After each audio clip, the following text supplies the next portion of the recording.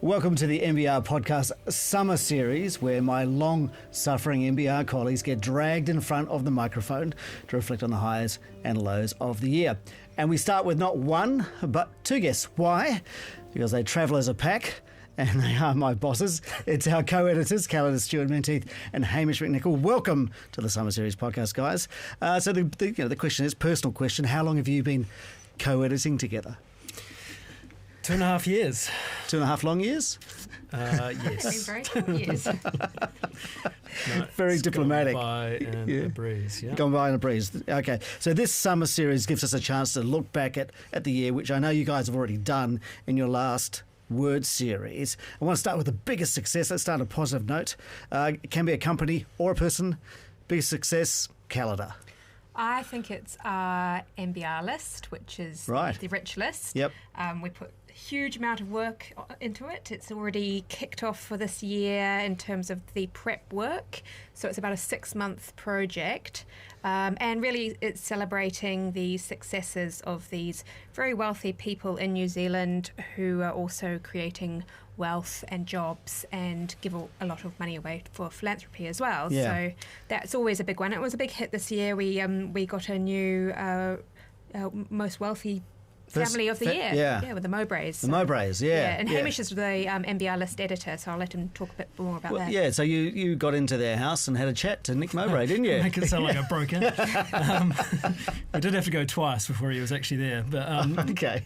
Yeah, no, we interviewed Nick shortly ahead of the list, actually. We were just sort of wanting to catch up with him on what was going on, and he ended up sitting down with us for the best part of an hour and just talking all about his business. And he gave us this incredible insight as to how big Zuru has got now, turning over $3 billion a year. $3 billion. It's really, really profitable.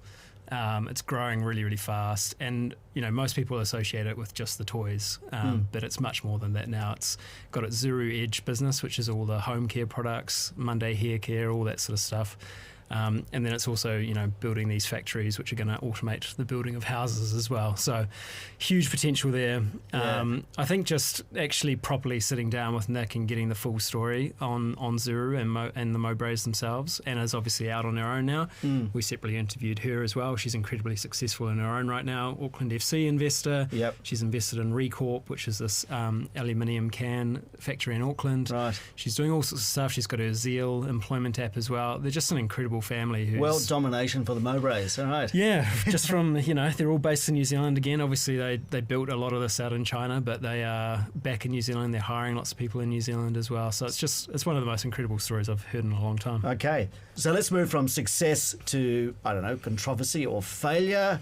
Have you got a lead candidate for that, Calida? I do, and maybe it's because my memory is short, but I'm going with Solar Zero, which is something that's recently happened.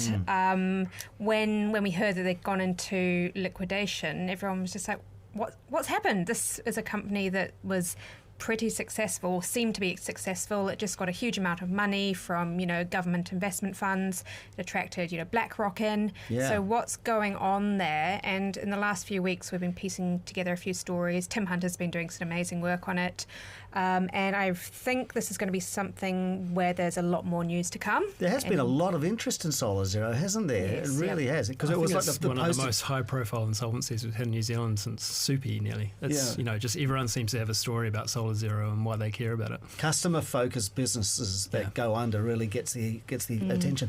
So apart from Solar Zero, I mean, you got any other awards for the obvious one? Loser? The obvious one is Duval, isn't it? Yeah. Which kicked off your podcast series. It did indeed, with a bang. Thanks for that, guys. I was here for 2 seconds. Anyway, we'll save that for later. So, yeah, I mean, this is a group we've been following really closely now for several years.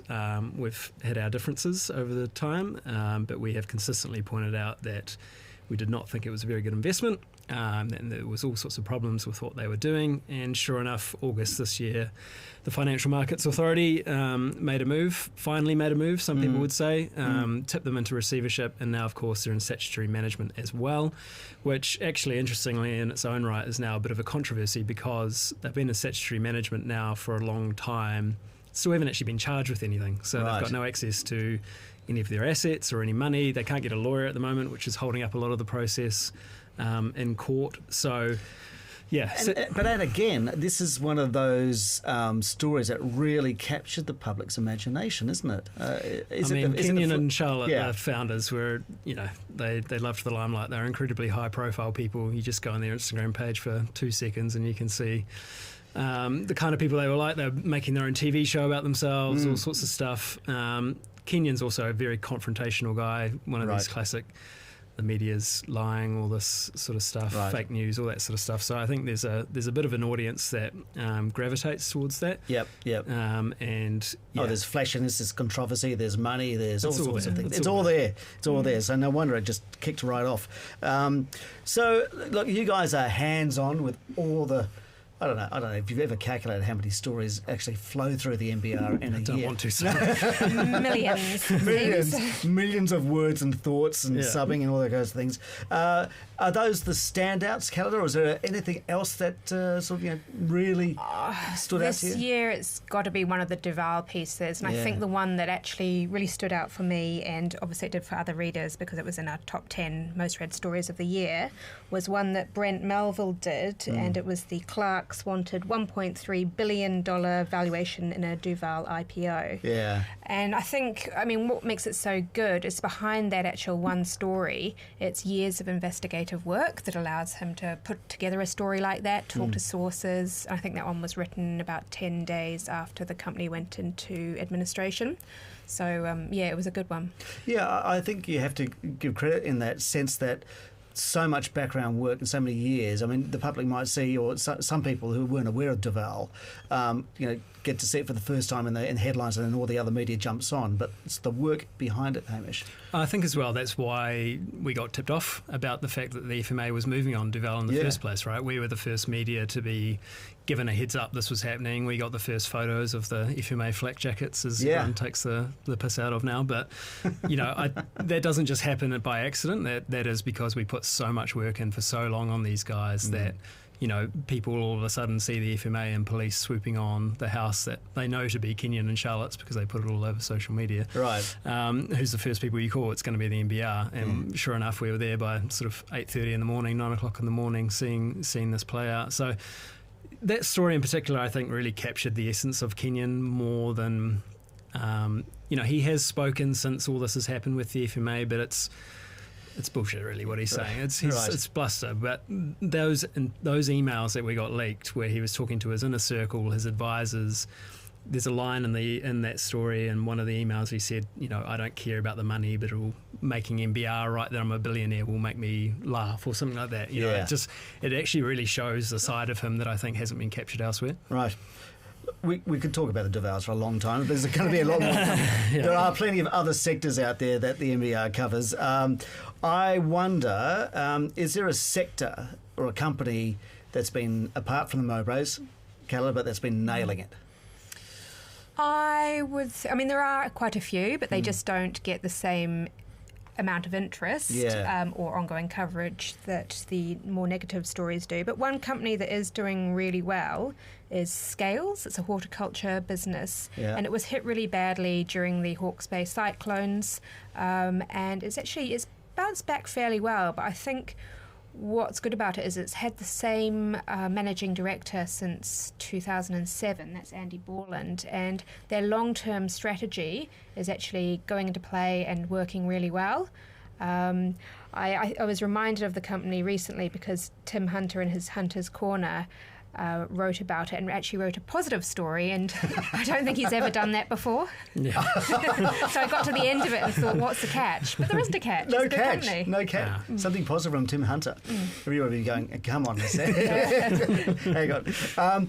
It's a good reminder, though, because there are lots of businesses out there that are just doing the mahi, right? They're doing it again and again and again. They're sticking to a plan and actually doing really well, even if it isn't like a high-profile industry. Is anything caught your eye, Hamish? Yeah, Tower Insurance is another one, which for the first time in several years has not been a massive natural disaster in New Zealand. And so they have done really well, reported a massive profit. Their share price is up more than 100% in the last year. But their CEO, Blair Turnbull, who's now their outgoing CEO, has done a really impressive turnaround job there as well in the last 5 years or so. Another one as well is Fisher & Paykel Healthcare. Their share price has been rocketing, hasn't it? Yeah, it has. And they were a beneficiary of COVID because they make respiratory health products. Yes. They did really well, but the market for a long time has been trying to question, okay, so you had this massive boom on the back of COVID. What does actually the new normal look like for you guys? And we're starting to get a picture of that now. One thing that's potentially going to be a bit of a hurdle for them in the next little while is they have a massive manufacturing facility in Mexico. Trump is talking up tariffs, and so potentially the price of their product could go up quite a lot. That could have quite a big impact on how much they sell. But I mean, as the CEO has been at pains to point out for a long time, I mean, who knows what Trump's going to actually do? He can say anything. Until he actually does something, there's not really much we can prepare for here. That has been the line of a lot of US-facing businesses, hasn't it? Can't do anything until we know exactly what we're dealing with. All right. We'll wrap it up soon. I just wonder if you see looking for... it's all about getting to the break and having a relax, but I've got to ask you to look forward. So I'm afraid I have to ask you, what about 2025? Is there something that you're looking at going, that's going to be the story or one of the big stories? I know Hamish just mentioned tariffs. Is there anything else? I was looking sort of more thinking about entrepreneurs and ones that we might want to keep an eye on a little more next year. And one of those would be Ratu Mataira and his local nuclear fusion company, OpenStar. And I know you did a podcast about it recently. Fascinating. So it's really interesting, the story behind that. Very complicated technology, and I sort of want to see next year how it's going to pan out, how they're going to expand. Will they actually be able to pull it off, and is it actually going to stack up? Yeah, I was fascinated by that story, not only because of the technology that they're producing and the investment in that, but then also there's another venture capital fund here in New Zealand investing in fusion technology in the States. I would never have dreamt that. It's really unusual. No, it's a hugely impressive company, which, if it cracks what it's trying to do, is going to be one of our greatest success stories ever, I think. Yeah. So what about you? What have you got an eye on for next year? I think 2025 is going to be a big year for Air New Zealand and its CEO, Greg Foran. There has been a lot of heat on Air New Zealand this year. I don't think I've ever seen public sentiment turning against our national carrier quite so much as we have during this year. Everyone's got a story of trying to fly a domestic route somewhere and it costing, an extortionate amount of money, and it being cheaper to fly your family to Australia instead or something like that. And so I think as they continue to sort of restrict the number of routes they do domestically in New Zealand, as prices continue to really go up higher and higher, is that they don't seem to be retrenching anytime soon. Greg Foran's been there now since just before COVID. He's been there for a long time. It's been a pretty tough 4 and a bit years to run an airline. You couldn't have asked for a harder time. During 2024 as well, you've seen groups like Consumer NZ starting to call for inquiries into our domestic airline market and things like that. I don't think it's going to take much more for the government to maybe want to have a bit of a look at that, like they have done with banking, like they've done with petrol and all that sort of stuff, the supermarkets. I could see a market study into airline pricing next year. Right, and that probably could be very popular with the people of New Zealand. I think so. We'll see what happens. So, look, that's it, guys. I just one last question. As co-editors, how much do you disagree? We actually agree, I would say, the majority of the time. Majority's between 51 and 100%, Calida. No, we do agree a lot on things.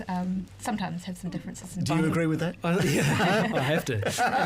I think we both have the same sort of nose for a story and what we think is a good NBR story and how we can shape NBR stories. I mean, I think it's good as well for us to disagree from time to time on things. Absolutely. Creative disruption. In the newsroom. That's what we'll call it. All right. Thank you so much. That's it for your chat on the summer series. Have an awesome break. Hopefully it's got nothing to do with spreadsheets and subbing and more snoozing in the shade. Although you've got young kids, so probably not. Anyway, Hamish and Calida, thank you so much. Thanks, Simon. Cheers, Simon.